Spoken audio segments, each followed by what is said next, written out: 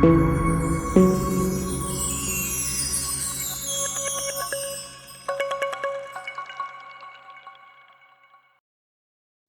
का घर एक इमोशनल कहानी।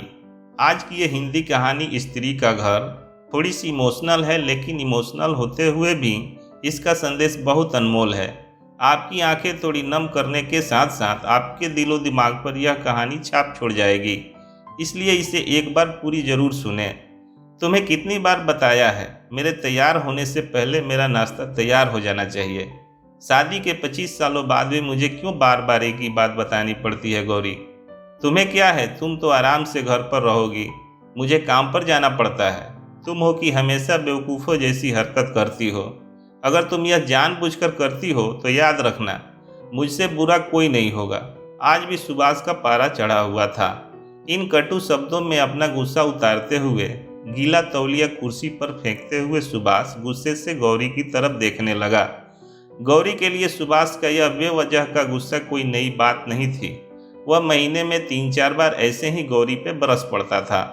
पहले पहले गौरी उसका विरोध किया करती थी, लेकिन जब कई सालों बाद सुभाष में कोई बदलाव नहीं दिखा तो गौरी ने खुद को ही बदल दिया।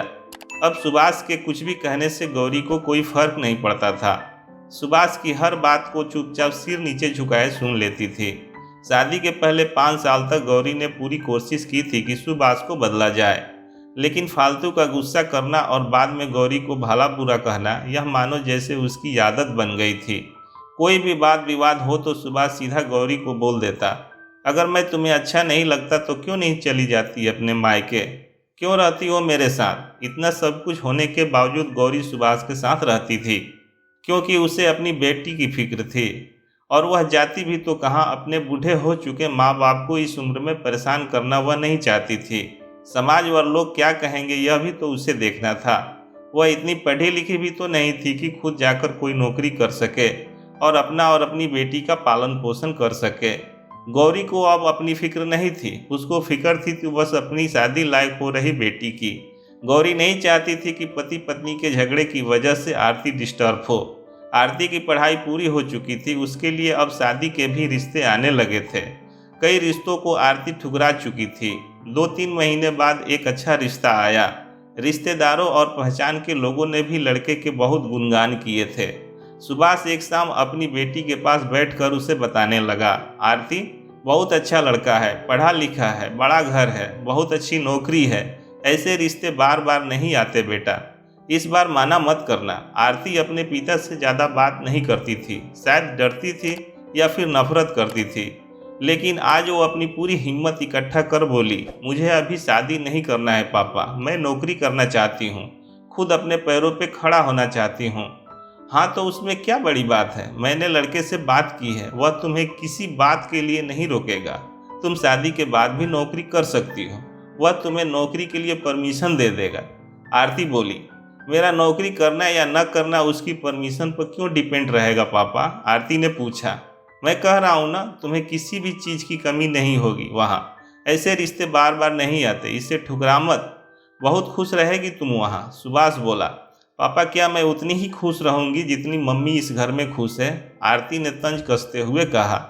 आज तुम्हारी जबान कुछ ज़्यादा नहीं चल रही। सुभाष गुस्से से आंख बड़ी करते हुए बोला, पापा मुझे शादी ही नहीं करनी है, क्योंकि शादी के बाद अगर वह लड़का आपके जैसा निकला तो मैं क्या करूँगी? मुझे आपके जैसा जीवन साथी नहीं चाहिए जो बिना बात के मुझ पर हमेशा चिल्लाए। मुझे कुछ भी अपनी पसंद का लेना हो तो 10 बार सोचना पड़े, कहीं वह नाराज न हो जाए। मेरी तबीयत कैसी भी हो उसे परवाह न हो। रोटी थोड़ी सी मोटी बन जाए तो घर सर पर उठा ले, उसकी चेकबुक ना मिले तो भी मेरा ही दोस्त निकाले, और हर छोटी मोटी बात पर मुझे मायके जाने के लिए कहे। आरती ने अपना दिल खाली करते हुए पापा से सब कह दिया। सुभाष का गुस्सा 7वें आसमान पर था, लेकिन उसके मुंह से एक भी शब्द नहीं फूट रहा था। वो आरती की बातें सुन रहा था। आरती उतना ही बोलकर चुप नहीं हुई। आज पहली बार वह अपने पापा के सामने इतना कुछ बोल रही थी। पापा, आपने माँ के साथ हमेशा गलत व्यवहार किया है। आप अपने ऑफिस का गुस्सा बिना सोचे समझे माँ पे उतार देते हैं। कभी इस बात की परवाह भी नहीं करती कि उन्हें कैसा लगता होगा। आपकी बातें सुन सुन माँ ने अपना स्वाभिमान खो दिया। सुभाष आज पहली बार अपने किए बर्तावों को महसूस कर पा रहा था। वो इतना ही बोल पाया, जो तुम्हारा मन है वो करो, मैं तो इतना बुरा आदमी हूँ ना। आरती ने सुभाष का हाथ पकड़ा और बोली, पापा मुझे सिर्फ एक सवाल का जवाब दे दो, क्या आप चाहेंगे कि मेरा पति आपके जैसा हो?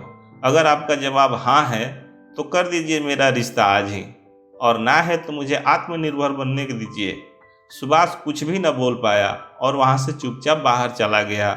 आज उसे गौरी के सामने जाने में शर्म आ रही थी। चलते चलते उसकी आंखों से आंसू बह रहे थे। सुभाष ने आज से अपने आप को बदलने का निश्चय किया।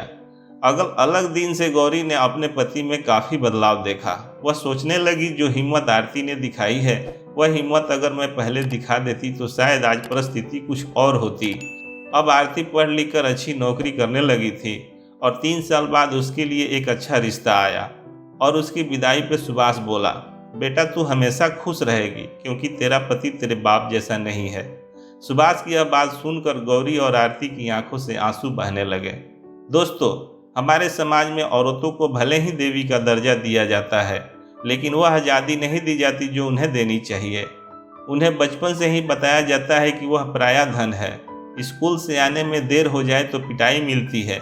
मोबाइल पर बातें करते हुए दिख जाए या खिड़की से झांकते हुए दिख जाए तो शक किया जाता है।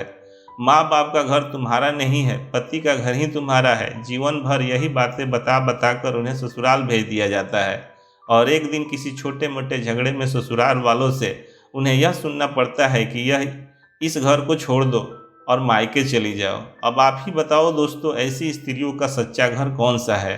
आखिरकार वह किस घर को अपना कहे? दोस्तों, मुझे उम्मीद है यह कहानी आपके दिल को छू गई होगी। ऐसे ही सीधे दिल तक उतर जाने वाली कहानियाँ सुनने के लिए आप हमारे चैनल प्रकाश वाइज से जुड़ सकते हैं। इस चैनल से जुड़ने के लिए चैनल को सब्सक्राइब कीजिए और कहानी पसंद आई हो तो लाइक, शेयर और कमेंट करना बिल्कुल भी मत भूलिए और साथ ही बेल आइकन को ऑल पे प्रेस कीजिए। हमेशा की तरह कहानी पूरी सुनने के लिए आपको बहुत बहुत धन्यवाद।